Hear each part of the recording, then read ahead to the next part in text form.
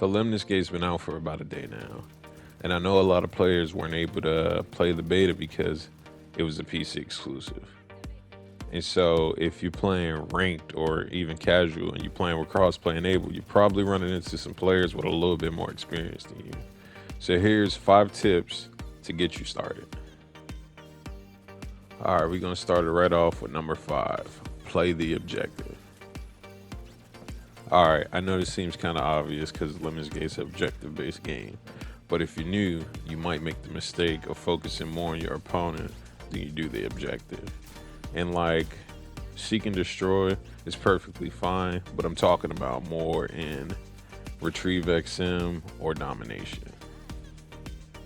If you don't know how the scoring system goes, each objective earns you 100 points, and that's 100 points per objective. So we're talking like, if you take a thing of XM back to your base, that's 100 points, or if you capture a point in domination, that's 100 points, and that's for each XM or objective that you capture.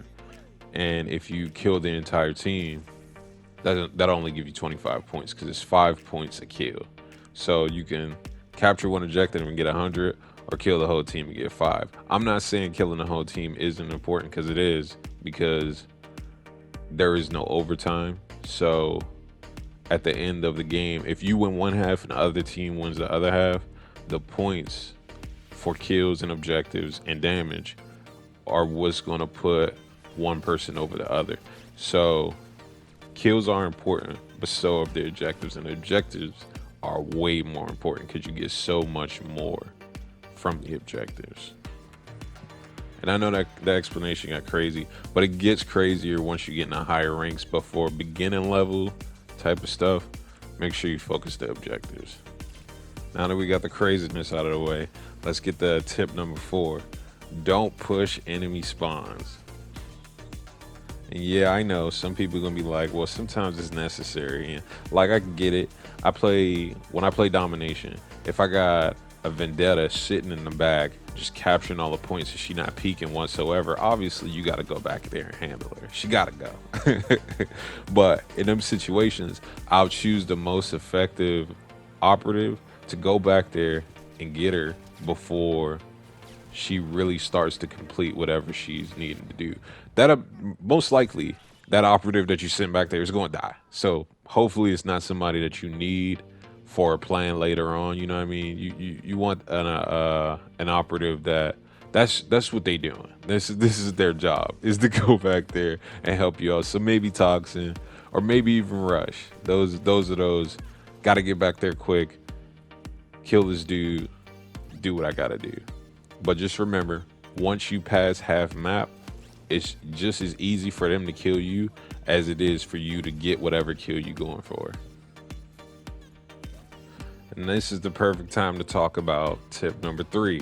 Learn your operatives. Each operative brings a unique ability or I guess trait to the fight. Whether it's Rush using his dash ability to capture multiple objectives, or Striker slowing down time to get a shot on Rush before he captures multiple objectives. All the operatives can be used in different ways, and sometimes even beyond what they were used or they were designed for. Like Toxin. Toxin can lay down poison, which is good for some crowd control, especially on Seek and Destroy. If you don't want them to enter a certain way, it's a good way to divert them to another path. That could be easier for you to snipe them later on.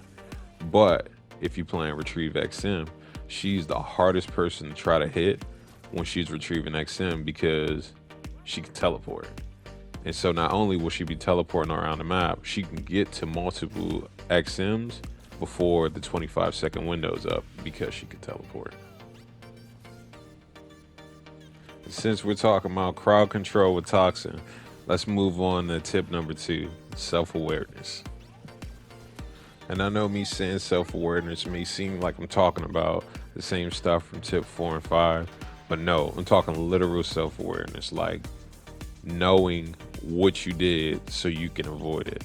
Like, I know we've all done it before, maybe with Death Blow or maybe with Toxin. You know, Death Blow, you You put a marker down and you know where you need to shoot. And you shoot your rockets over there.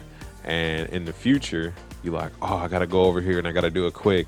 So you rush, and not the character rush, but you're rushing over to an area and you don't realize that you're walking right past your death blow or your toxin, and you get hit with their with their gadgets or their abilities or whatever, and now you just die because you weren't aware of where you were. So being aware of what you did in the past for your future selves. And that one right there leads us to our most important tip. Tip number one: use your strategy markers. This tip is probably the most important tip for all levels of play. So I'm not just talking about beginners. I'm talking about for the high rank, the mid rank, you know what I mean, the silvers, golds.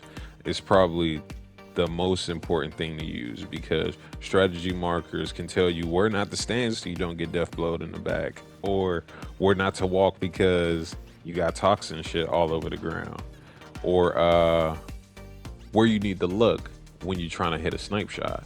Because I know we've all had that time where we knew who we had to hit and we knew what area that they were going to be in, but then we missed the shot because of such and such a reason. But if you put a strategy marker right where you need to be aiming, you'll hit that shot every time. I promise you, I do it all the time.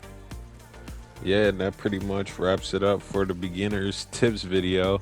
Yeah, I'll probably make an intermediate and a pro level eventually, but you know, I want to make sure everybody plays a little bit before we get into high strat tips. But yeah, like, subscribe. I'll be having more content coming out soon. Peace.